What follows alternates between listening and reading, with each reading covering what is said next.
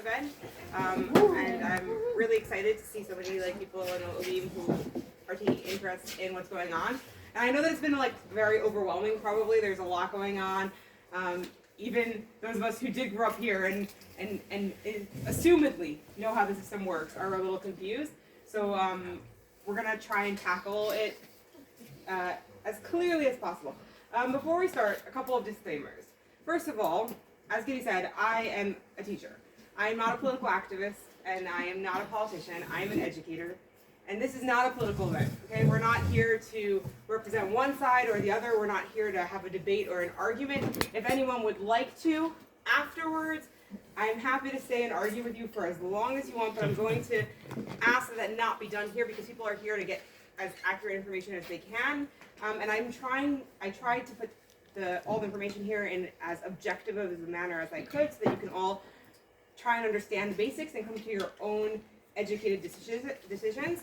I will say that obviously you can't be 100% objective, and so if at a time it might feel like I'm leaning one side or another, it's really not intentional. And another disclaimer is that I have simplified a lot of this in order to make it something that is bite-sized and can be given over in 45 minutes, an hour. So I encourage you, because of both those two things, that if this interests you, to continue reading up. Don't take my word on it on things. You can continue asking me questions at the end, during, after. You can connect with me afterwards if you want to continue discussing it later on. But also, there are many of sources in English online that you can find that talk about these thingies. So those are my disclaimers. Now that we have read and understood the terms and conditions, we can start our talk. So the first thing is that the media and the politicians are selling this as a right versus left issue. That is the way that it is being presented, and that's very comfortable for both the media and the politicians. But the truth is, this is not a question of right-wing versus left-wing. It's really a question of democracy. Oh, sorry, I didn't do what we're going to do. Okay, fine. That was so bad of me. It's almost like I put this together like half an hour ago. Okay, no, I didn't. I put it together this morning. So we're going to do an introduction discussing the war over democracy, Levine's reform, which is the official title of this reform. It's 4 main points. There are some sub-points that I'm not going to get into, but the 4 main points, and where we are now, what happened over the last few days. Okay, so it's really a war over democracy. And one side has been chanting Demokratia. You've heard it probably outside your windows, whether you wanted to or not. But the truth is both sides are actually presenting a democracy argument. What is democracy? Okay, so those of you who speak a little Latin know that demos, right, means people, and kratos means rule, the rule of the people. That is democracy. Democracy is that the government is by the people, for the people, like we like to say about by it. It's just, we get to decide how to live our lives, nobody else. And that's true. That's the basis of democracy. That's democracy 101. However, there's another point that kind of isn't really by definition part of democracy, but it is clear to everyone that has to be part of democracy, and that's the protection of human rights, right? So one of the things I did in my past, I taught while UN, a few of my students are here, and I always said to them, if a country has the word democratic in its name, you can tell that it is not a democratic country, right? Has anyone heard of the Democratic People's Republic of North Korea?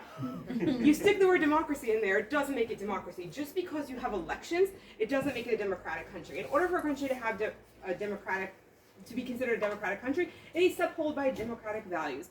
And what that means is it needs to protect human rights. Because it's really by the people, for the people, so we have to be for the people. And so when we talk about how democratic a country is, we're looking also at this issue of human rights. And when we're asking ourselves, when I say it's the war over democracy, it's going to say when these two things clash, what comes first, right? Is human rights the most important thing right now that we need to be protecting? Or is the people's wishes what we need to be protecting? And that's why both sides have a really strong democratic argument. And it's not fair that only one side is yelling democracy. They should both be yelling democracy. The other one isn't yelling dictatura, right? No, they also want democracy. Okay.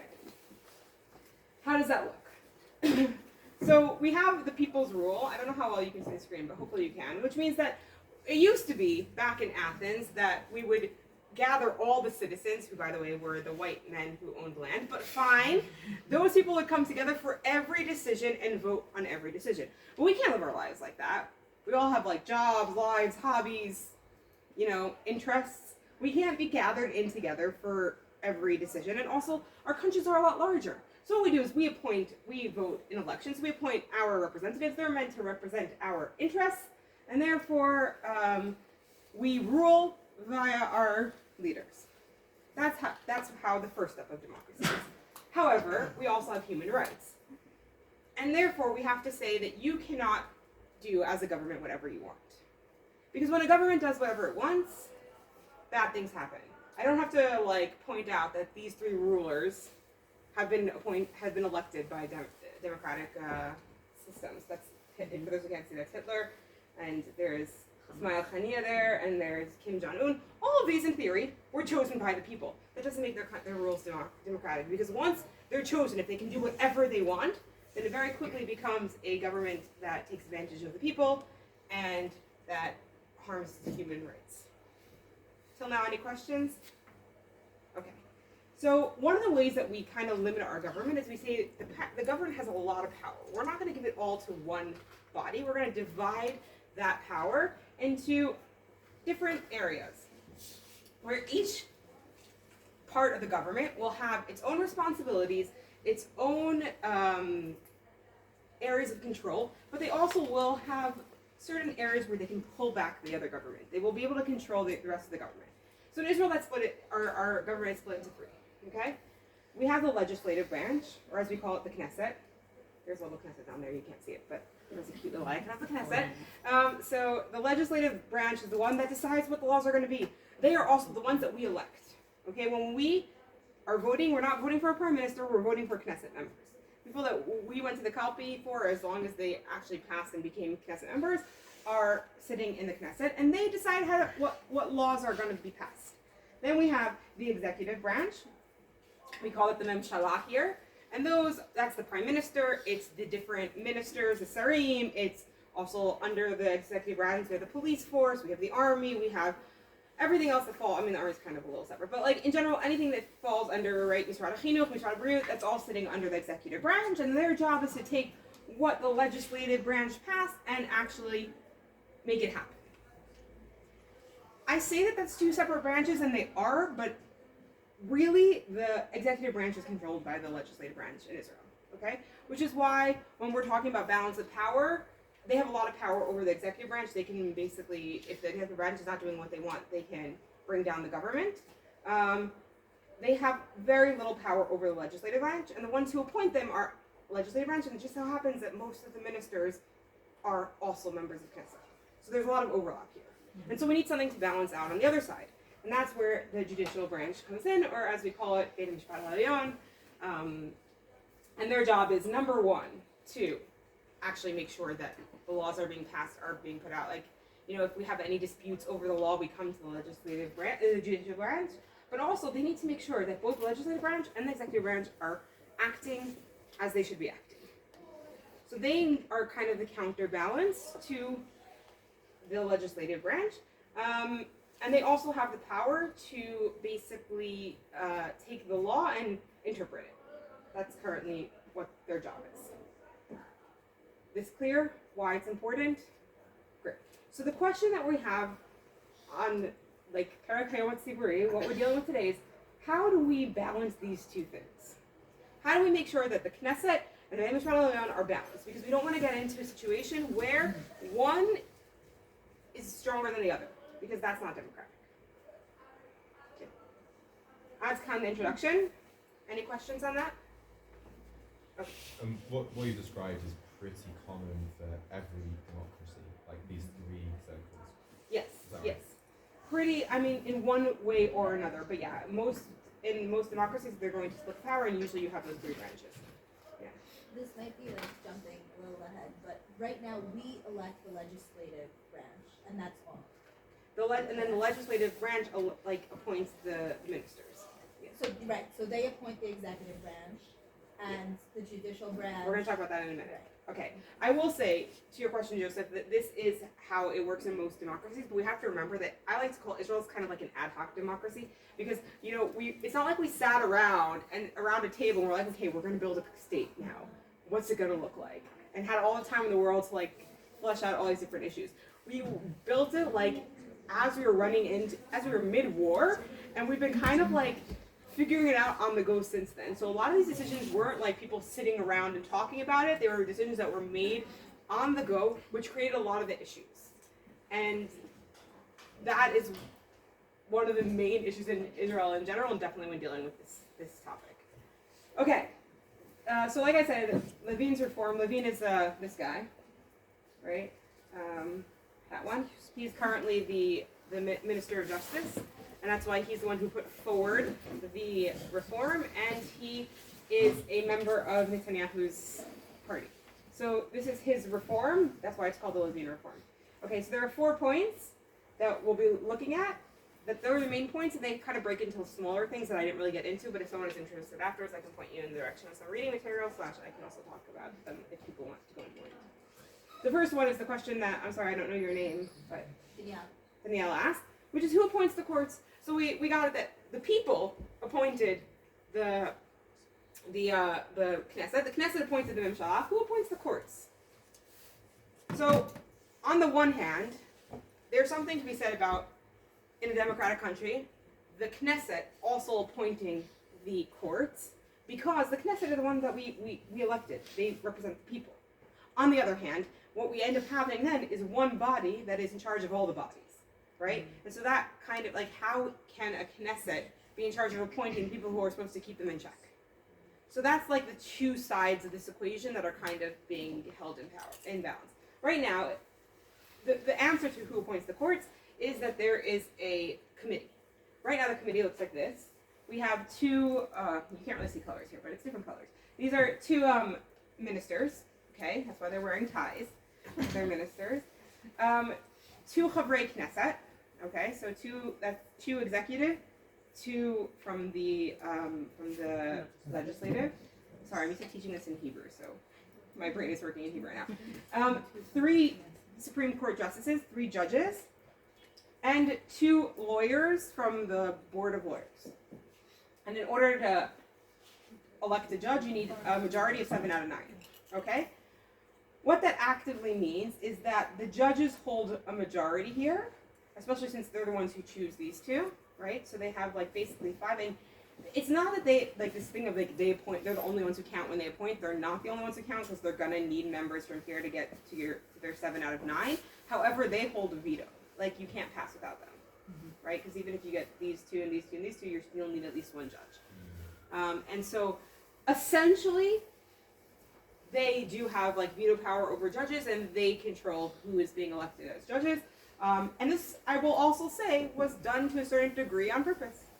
They stated, we want to create a situation where we are the ones who are in charge here, and you can say, like, from a democratic point of view of we have to be independent from the government, and you can say it from a personal view of they're like, no, we're going to create something that allows us to have control. Yeah. Can you just repeat who all those people are? Yeah. We have these 2 are Sarim, ministers. Okay, so we have 2 ministers. One is going to be the minister of justice, and one other minister, which means that these 2 are from the ministry, and then we have these 2, which are Chavrei Knesset. Okay, if I'm not mistaken, one is supposed to be from the coalition, one is supposed to be from the opposition, but I'm not sure. Coalition are people who support the government, and oppositions are ones who are against the government. Yeah. Just to dumb it down, what is the difference between Chavrei Knesset and ministers? Okay, they're 2 different things completely. In fact, a minister does not have to be a Chavrei Knesset. It usually is. The way that elections, okay, we're going to take a step back, and I'll go through really quickly, and if people want afterwards, I do have a PowerPoint on all that, but we don't have to go through that. We vote for a party, okay? Based on who we vote for, the parties form the Knesset, okay? In a relative manner. Like if someone gets 50% of the votes, then they're going to be 50% of the Knesset, okay? Then the Knesset, their first job is to appoint what's called Mimshalah, which is the executive branch, the government, okay? The Mimshalah is this group of people. We go back. Going way back. This group of people are our sarim, right? Our ministers. Okay, they form our Mimshalah. And their job is to make sure that everything that the Knesset passes is happening, right? So the Sar Bitachon is going to make sure that the Bitachon is being run based on how the laws are done. And they control the budgets. They're the ones who actually take all that was decided. They're given the budget, they have to deal with it. etc. And that was that 2-month process. That 2-month process was, and basically, in order for Memshala to be appointed as Memshala, they need to get more than half of the Knesset to support them, like 61 members at least. Those are called the coalition. All the rest are called the opposition. Okay, so when I say here that we have You have 2 ministers of Knesset and 2 chavrei Knesset. we have 2 ministers in Memshala. So they're not from the Knesset. Memshala. They're Okay. 2. Yeah, they more than 90% of the time these are going to also be chavrei Knesset, because usually what the Rosh Memshala does, or the Prime Minister does, is he promises all kinds of ministries to people in order to get their vote. Okay, So but ministers are derek politique.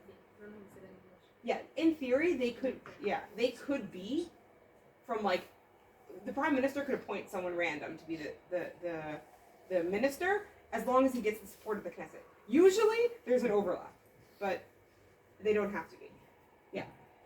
What does it mean they appoint the court? So what do these 7 out of 9 people vote on? Vote on a new judge if they need to Every appoint a time. judge. How many judges are there? I don't know. How often are there I new think judges? It's the Supreme Supreme Court. It's a Supreme 15 Court is the full- justices. Yeah, I think it's 15. I think there's nine. Yeah. There are a lot. I don't remember the exact numbers. It's in the 15 in the tens. Supreme, but they vote for Um, the rest also. Yeah. How often is it? There is also there are also committees to appoint lower judges, but they're done with, you don't need a majority. It's done differently.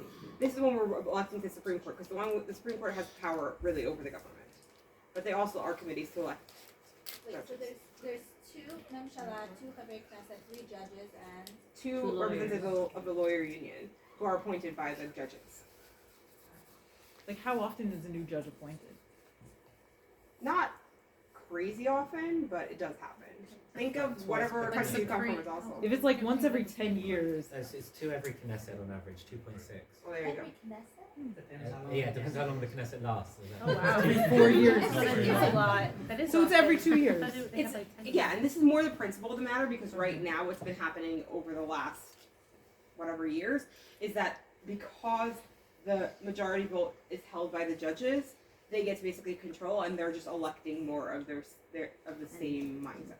Right. Which is why this is such a big question. Also, there's 2 that are retiring in September. That's also true. You've got like 2 that are at least going to put in. 2 judges or 2 of these?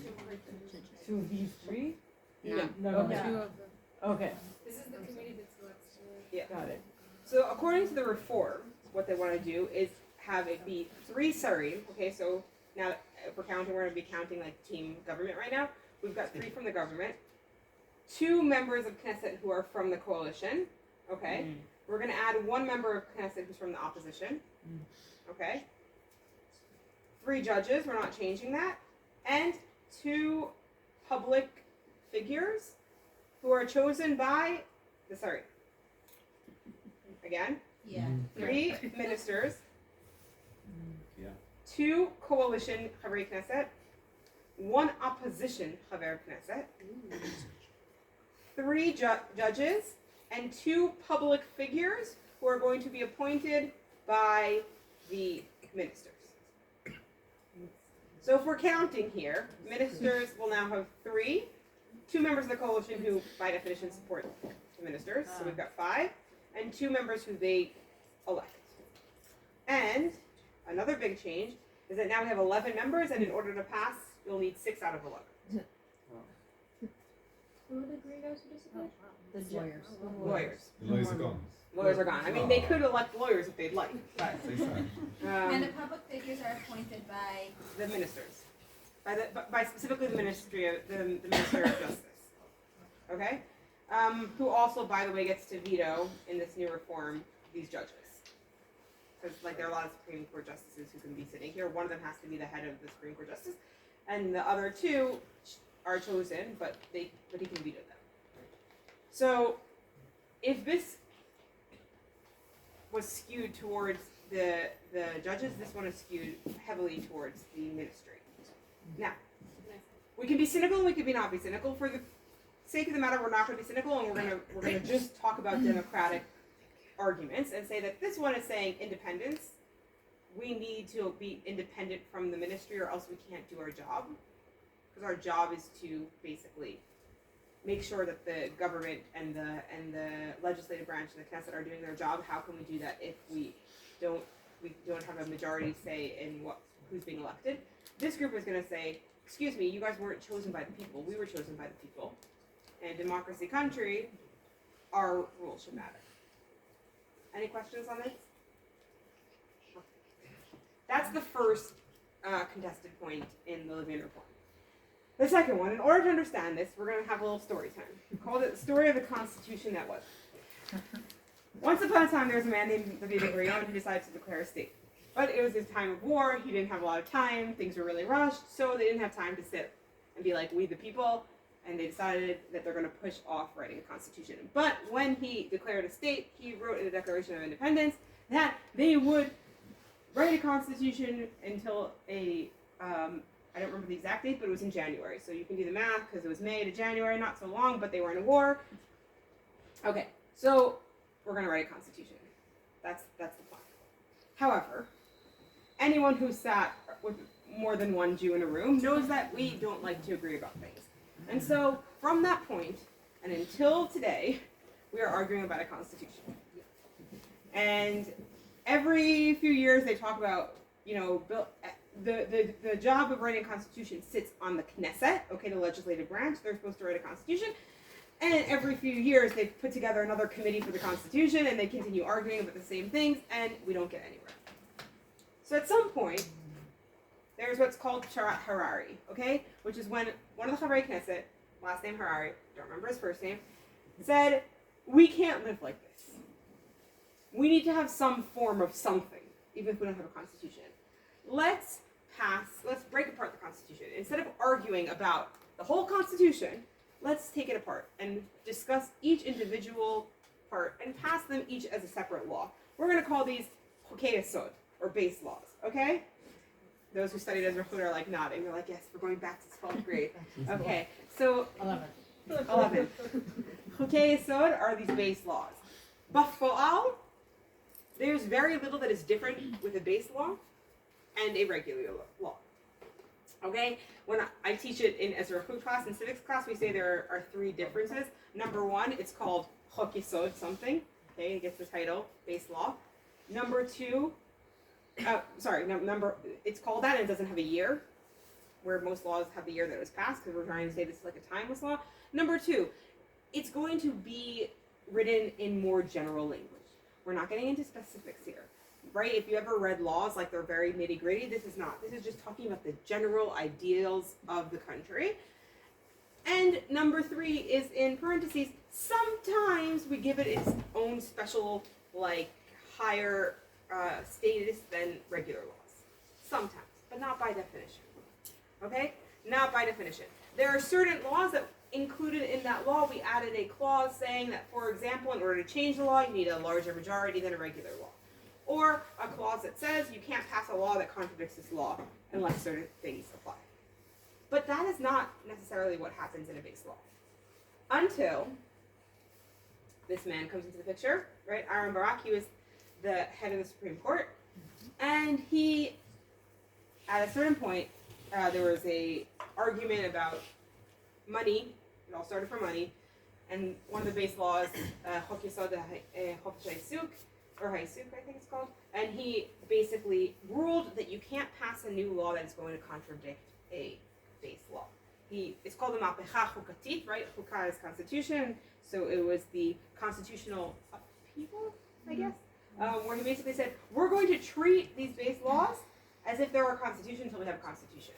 And therefore, he said that you cannot pass a law that is against one of the laws of the Constitution, and if they do, then the Supreme Court can knock it down. What year is that? 1957, I want to say, but I'm not entirely sure. Dates are like my weakest point. But I literally just like talked this over. I think Psak in the Mizrahi was 1957, but I can check for you after. No, but when was Aaron Barak? One You was just in said the Supreme January Court at the for back many, of many, that. many, many, many years. Like when did he? This was Harari when he said? Oh no, Halala was way before that. This was Yeah, when so he when said did that that's 19. I think it's 1957. I think. Someone Sorry, can what fact was, check. sorry? Saktina Mizrahi. I can look it up, but it wasn't like in the beginning of the state, and it wasn't like yesterday. Somewhere in between. It's like 10 years. We only have 70 years to play with. So he basically changed the way the law in Israel is structured and viewed. 95, I looked it up. I had no idea. Sakti Mizrahi in 1995. With Barat. No, Aaron Baran. No. Sakti, okay, I'll look it up Yeah, for let's you. not get political here, okay? It's so bad because this is like information from the Bagrut that I'm teaching for, and they have to know the years. But like I passed my Bagrut, so I don't have to remember years anymore. 95 is not 59. I mean, dyslexically it is. It might have been 95 and I was totally off. Point is, he passed this decision, and what happens is it's not used for many years, and then it is. And because one of the base laws is K'vod Ha'adam v'Chiruto, which means basically protecting human rights, this leaves a lot of room, and to a certain degree, is necessary because we need someone to make sure that the government isn't passing laws that are going to contradict human rights. Okay, how does it work now? Government tries to pass a law, or the Knesset tries to pass a law. The Supreme Court rules that this law is not democratic, it's against the base laws, and that law goes straight into the garbage. That's it. If the Knesset wants to pass that law, they have to go back to the drawing board, rewrite a law, and try to pass that. Supreme Court need to sign off on every law? In theory, yeah. Theory. Yeah, in theory. Yeah. And they put it in the trash because they say it's against human rights. It's against one of our base laws. The one most commonly used is the human rights one. I think it doesn't happen often. I think It doesn't. It's about 22 cases that they've struck down a law. And it doesn't happen often, and it took like I think it was 9 years between when they made this decision and when the first law was struck down. So there was like a lot of like buffer time where like things weren't so clear. What's an example of like something that's? An example, there was a law that was being passed about refugees coming in from Gaza, if I'm not mistaken, in 2014, that the Supreme Court struck down, and then they rewrote the law and it got struck down again. So that is an example for when a law might be struck down. Meaning like the government wanted to say you can't like accept refugees coming in And I think it was to keep them detained. Yeah. How long you can Like keep for a them certain detained. amount of years. Okay. Yeah, how long you can detain them, because that is in theory a violation of human rights. Obviously there are other rights going on here, and there's always that game. Okay. What the reform says is that they pass a law, the Supreme Court rules that the law is violating base law. The law is returned to Knesset, where it can be passed by a majority of 61 members. Which in parentheses, I will say a coalition. Okay? That means in theory that any coalition can pass a new law. And they did put some limitations on this, like how long the law is applied for, when they can pass it, if there's a unanimous vote. But in general, what this is saying is that the Supreme Court can knock down a law, but then if the coalition all stands behind the law gets passed anyways. So why even bother going to the Supreme Court? Yeah, there's two questions here. Number one, just as a statement, I guess, is what they would say. And number two is, it does create some limitations. Like, first of all, you need to have 61 members to pass that law. You don't need 61 members to pass most laws. For most laws, you need what's called a simple majority, which means we gather the amount of members of Knesset who are in, we count their votes, and so if only 50 Knesset members showed up that day to vote, so then we just need 26. Whereas this is going to say we need all 61. And it's also to say that, and there are some limitations, like if all the Supreme Court justices who talk about this, who I believe it's 15, it says need to be, then you have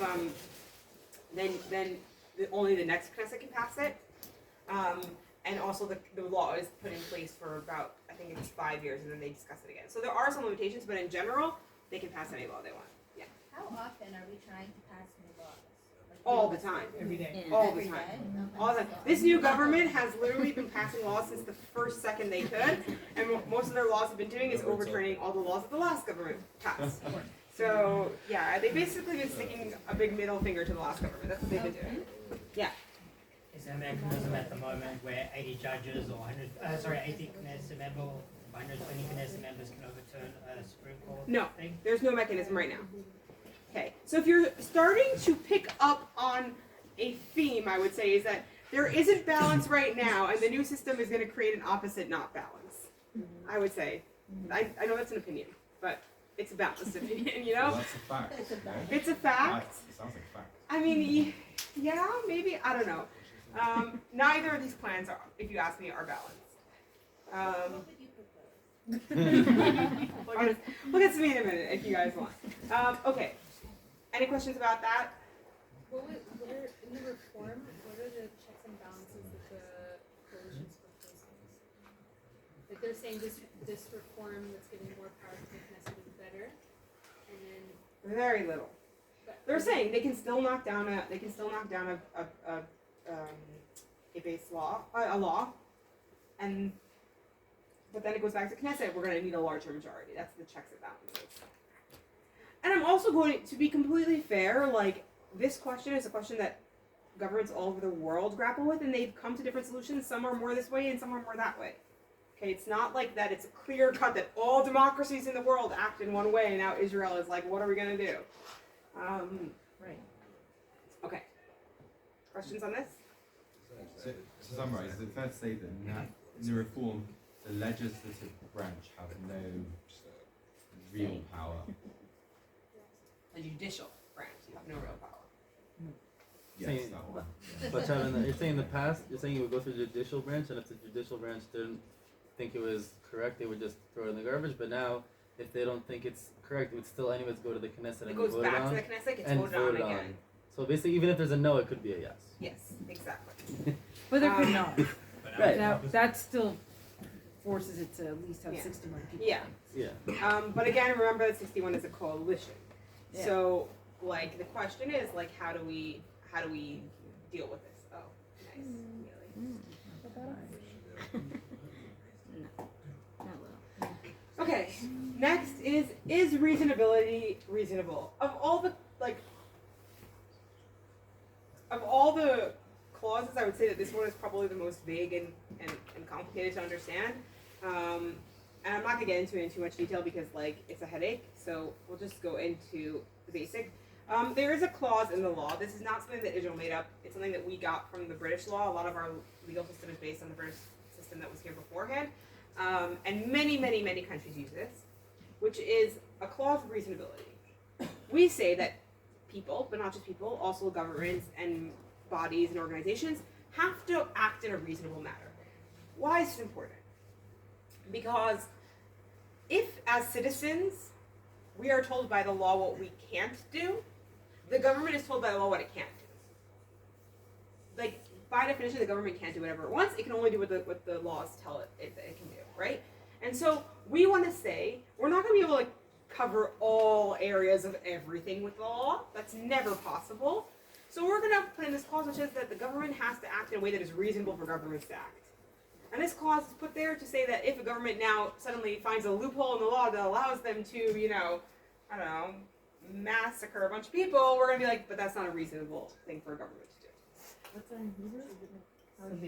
Svilut. Okay? This is also by Barak? Yes. No, it's not by Barak. This is a British law.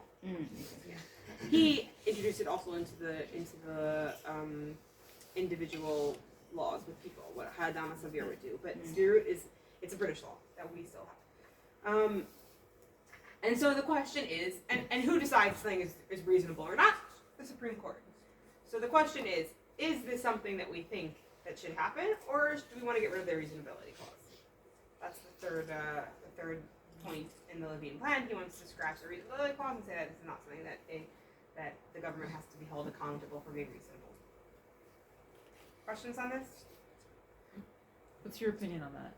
I mean, it's hard because what is reasonable is a really vague statement. Yeah, but they judge according to that in different. But on things. the other hand, okay, so they're like if you It is a part of laws. In nursing, for example, when we're taught about the judicial part of nursing, we're only tasked to do what a reasonable nurse should be able to do.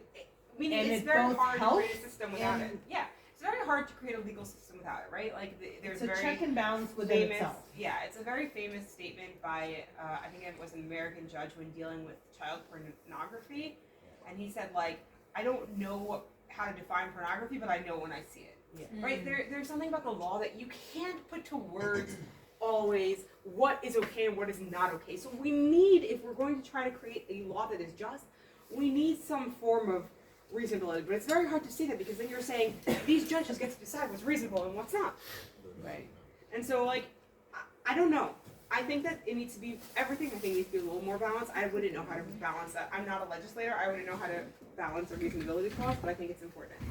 So as of now, if let's say technically it doesn't negate any chok yisod, they can still say no, veto the vote because of reasonability. Because of reasonability. Yeah, and it's used, I think, mostly for actions the government takes, and less about like laws. Mm-hmm. Like if the government, you know, and also important to state that in the state of when a country is in a threat time, right?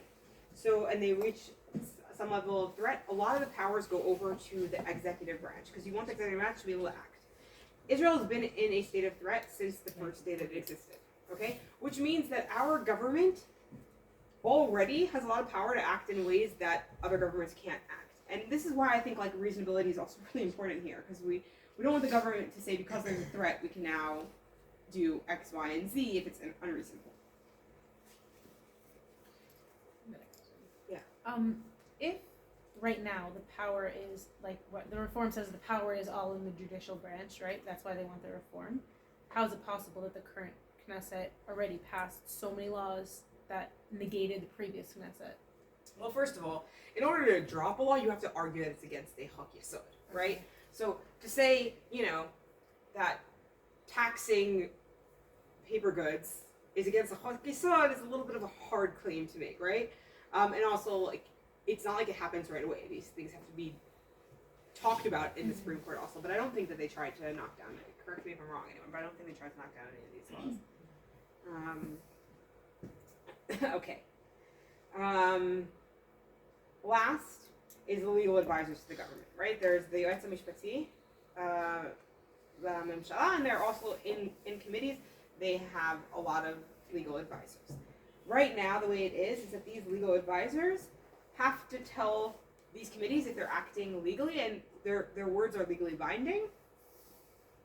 Whereas, in the words of Barbados, the reform says it's more what you'd call guidelines and actual rules. Like, they're here to advise, as is their title.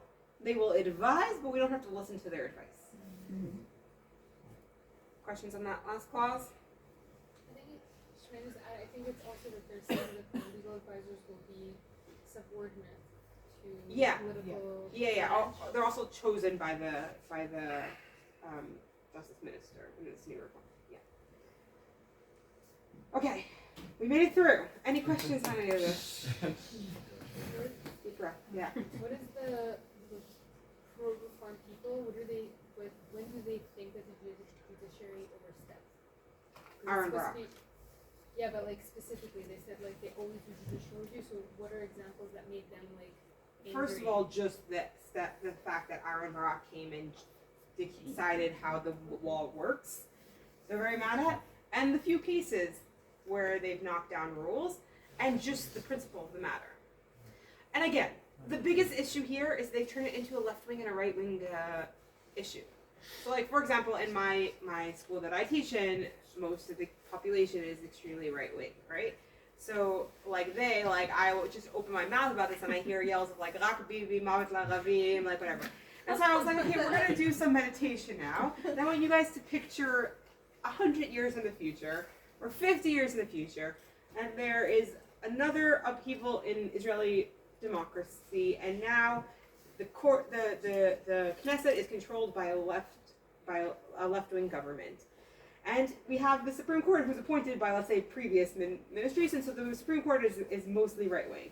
And now the Knesset wants to pass a law that says that Sahal and Shtachim can't do X, Y, and Z. Okay, and then you want to yell as the Supreme Court, Chok Yesod Tzahal and Chok Yesod Kavod Adam V'Chiruto and etc., and knock down that law, and it goes back to Knesset, and it's passed by a majority of 61. And suddenly they're like, no, that's not okay. And I'm like, okay, so like let's try to take out. And that's the problem here is that so much of it is like, but they're leftists and they're trying to bring down the government and they're trying. When we should be talking about the fact of like, how do we balance these two bodies independently of who's sitting in them right now? So according to this Levin reform, what is the balance? Because it seems the judicial branch don't really have any power to do anything. He's not going to talk much about balance. If you want, there was someone sent me last night a interview with Netanyahu, and that question kept on being asked, and he kept on just like doing his Netanyahu thing where he was like avoiding it. And he's saying like there is checks and balances. There still are the system, like they still exist, but at the end of the day, they're not the ones who are elected by the people. So why should they have a say about the laws? If the people aren't happy with the laws, people will elect a different government next time, and that government will change the laws. That's the voice you're going to keep hearing. Keep changing the laws. Like, how is that productive? Welcome to Israel.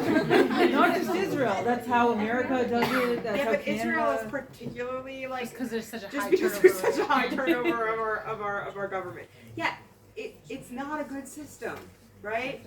A law should be a law. Like, how can you like? It's not a good system. How do It's a you bad take a system. law It's just back? better than the rest of them. It's also, I think it's also important to say that in a lot of other parliamentary democracies, the legislative branch has two houses. And that makes Right. it different. Right. Whereas Then it's here, even added wings. it's just one. Also, I mean, it's technically two, but it's basically one. it is Problem, except that that also means that we directly elect our executive. Look, parliamentary systems are a mess. You're American? So America doesn't have really a parliamentary system, but there's a problem there too, because in America, minorities aren't represented in the government, which is a problem also. In Israel, you have minorities represented in the government, but that creates its own issues and problems. Like, there's no perfect system here. All democracies suck. Just like they're slightly better than dictatorships. Okay. that's the same. Any questions on this? Okay, where are we now? In order for a law to pass, it doesn't just like go automatically, right?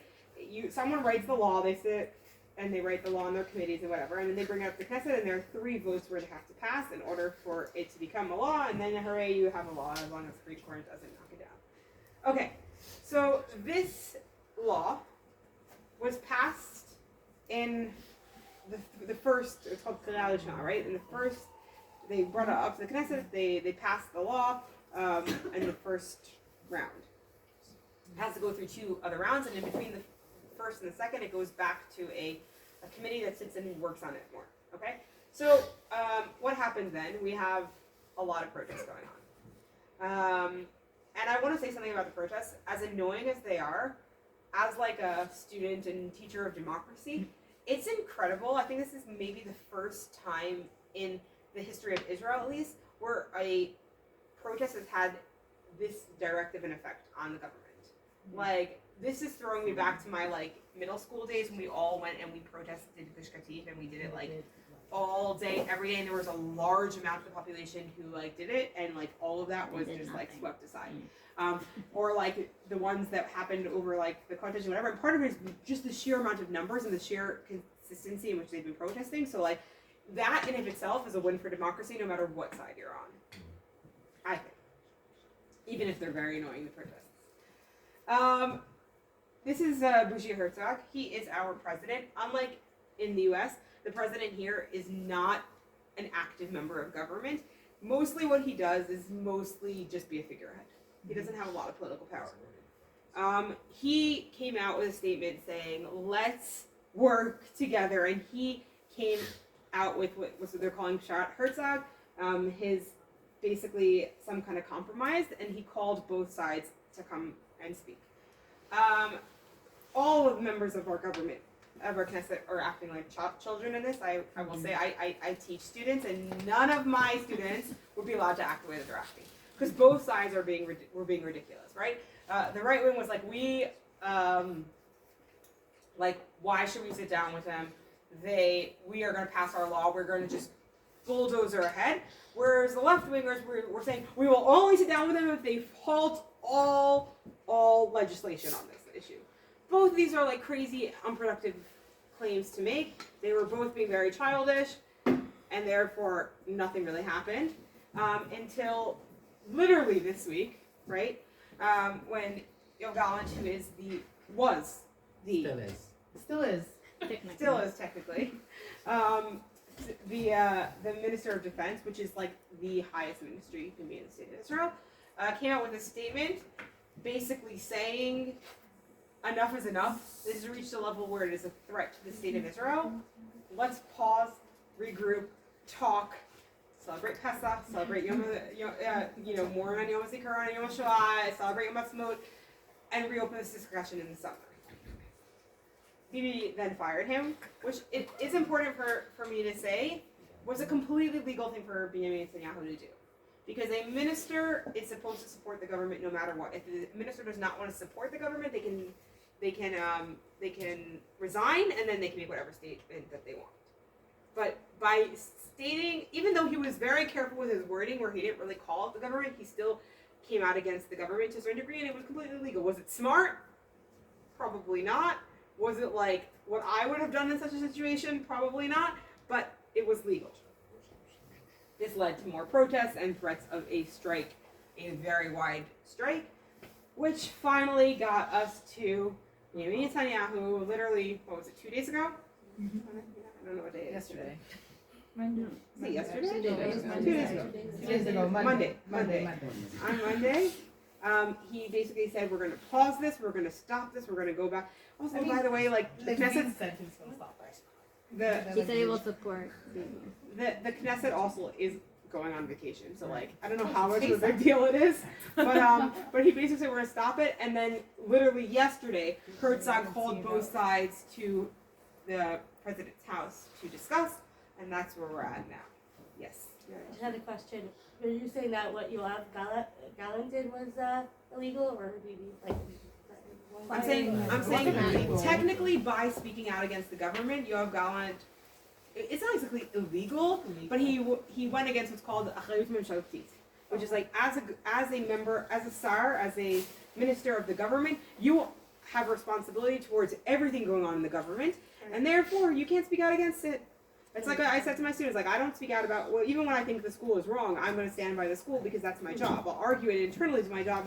And if you reach a point where you think it's like completely not legitimate, then, and people do that, right? Avi Maoz, resigned from the government 5 seconds ago. You can do that.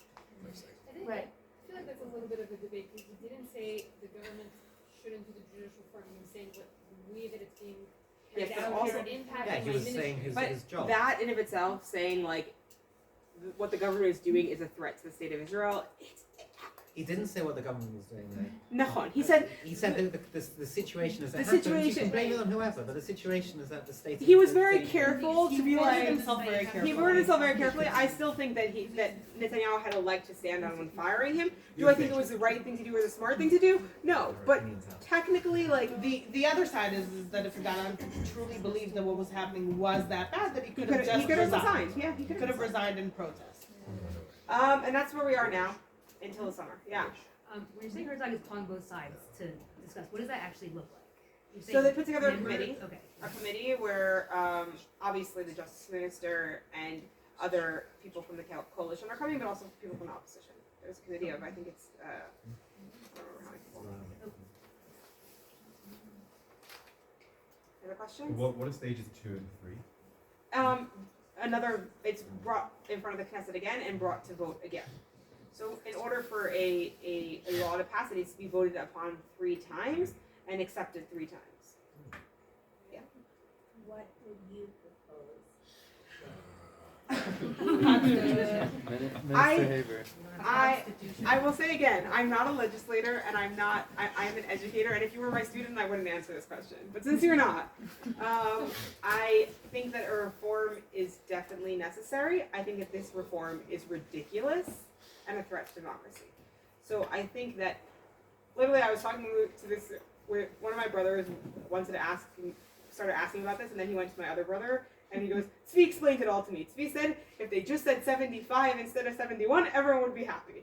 And I was like, no, but yes.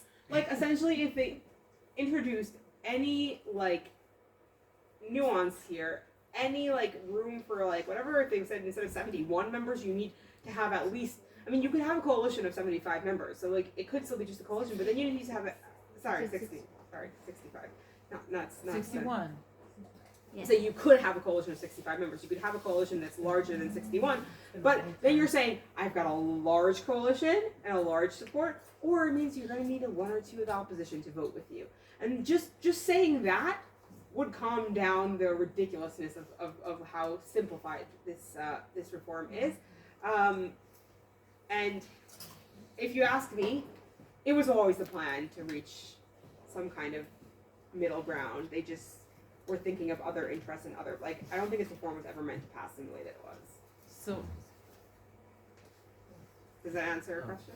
I'm gonna have follow-up, but I was actually going to ask, as in, I think the elephant in the room is like, why now?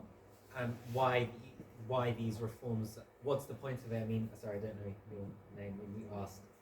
Me? No, Maya. When you asked, like, for example, like, what's a law that's really upset the government that the Supreme Court struck down? So the question is why Netanyahu has been in government 15 of the last 27 years? Why now? What sorts of laws is the government worried would be struck down by the Supreme Court, that they want to basically get rid of the Supreme Court? Or make it just look pretty? The simple answer is that this was one of their campaign promises. But was it? The kids didn't publish a manifesto. It doesn't matter. They've been talking about this. First, Ayala Chaked already made this her. But not Netanyahu. I'm saying, but once she brought it up to the conversation, it became a part of the discussion, and it was one of the things that Smotrich brought up during coalition negotiations. It's been like on the conversation for a while. In addition, those of us who are cynical, okay, may say that Benjamin Netanyahu has a bone to pick with the courts. Of course. Those of us who are cynical. Thank you for. I think it's totally true.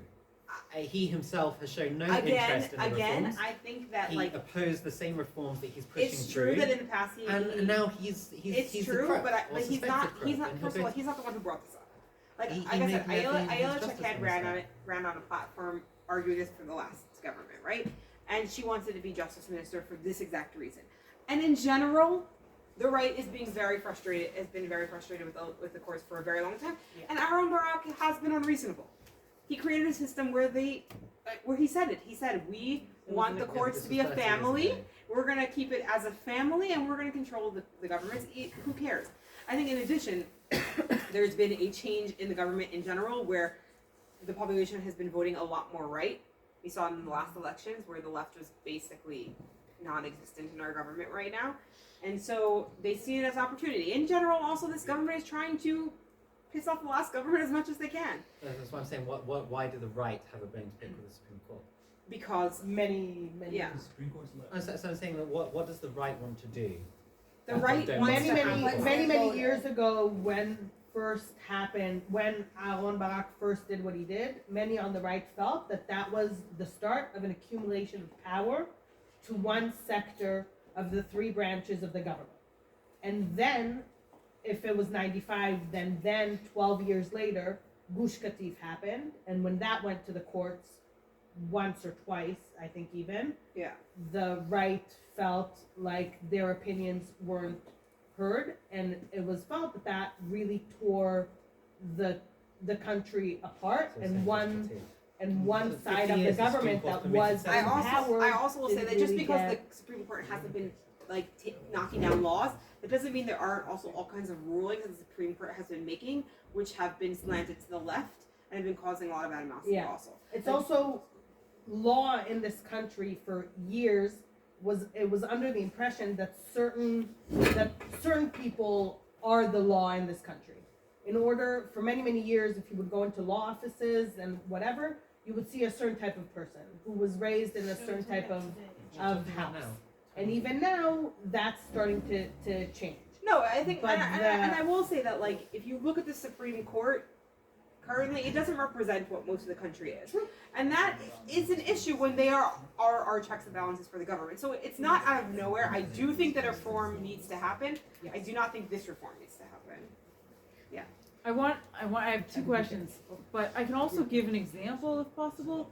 Like I just saw a talk by Carolyn Glick, and she said that there's like stuff going on. I don't know if you hate her, but she's been following this issue since the beginning. She said there's stuff going on like in refugees from Eritrea and Ethiopia, non-Jews who are in Tel Aviv, and apparently there's been like rapes or murders with people in neighboring like Tel Aviv areas, and they've been trying to do something about that for a long time, and every time the Knesset agrees to it, the Supreme Court knocks it down over and over again, so citizens continue to be in danger with like no possibility of doing anything.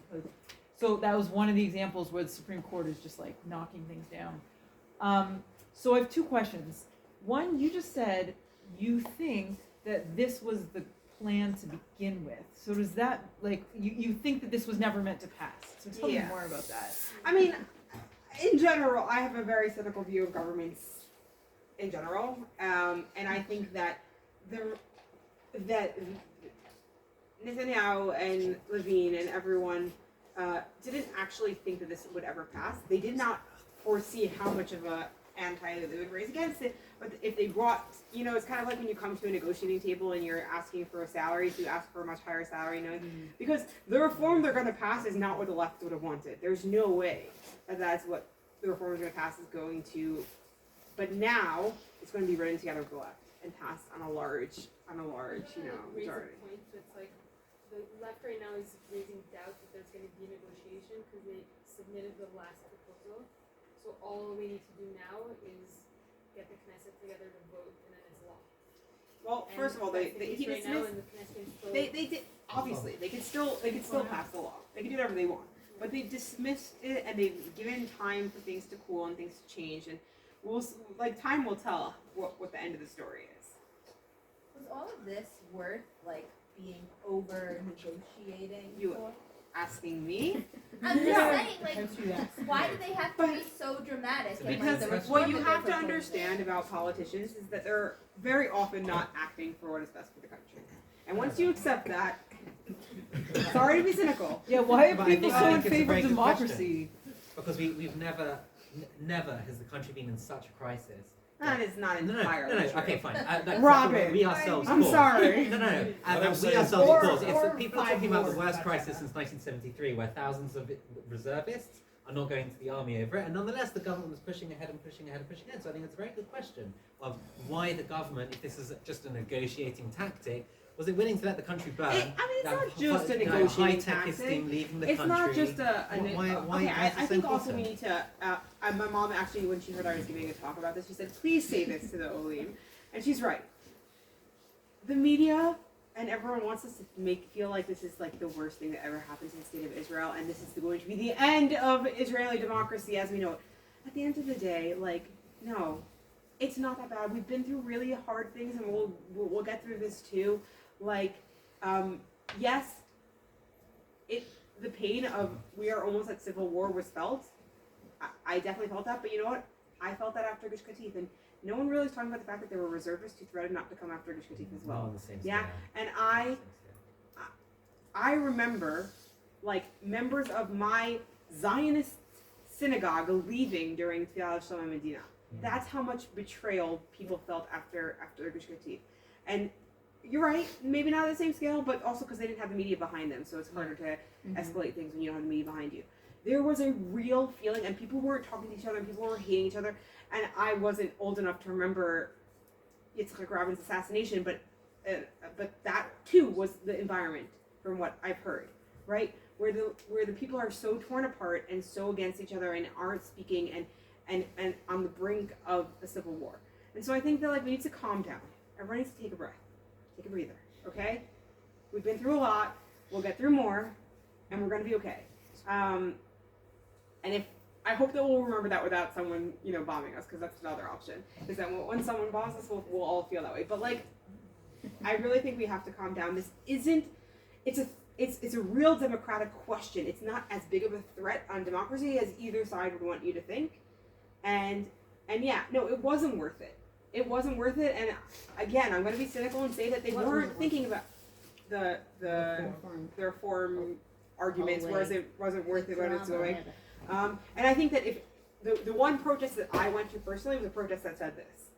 Like, stop it. Like, sit down and talk. That's all we're asking of you. We, like, not pro, not against. We're one people. Let's be one people. And I think that is what we need to be screaming right now to our government, to our elected officials. Again, being cynical, there are a lot of factors here. There's Netanyahu and the right-wing government wanting to show the last government that they're irrelevant. There's Netanyahu's own, grudge against the Supreme Court. There's Aryeh Deri against the Supreme Court. There's, there's people who want to pass laws who know that they're going to be knocked down by the Supreme Court. So what's the point of that? What's the point of what? Like trying to pass a law if you know it's going to be knocked For down. their voter Well, base, if you probably. pass this, you can pass it anyways. And what's the point? Well, first of all, you're showing your elected officials, the people that you are doing what you said you were going to do. Number two, you are bringing a agenda up to be discussed by the people. And number three, maybe that law won't be passed, and maybe a different law will be passed. That has a lot of some similar things. Firstly, this is super clear, so thank you for explaining it.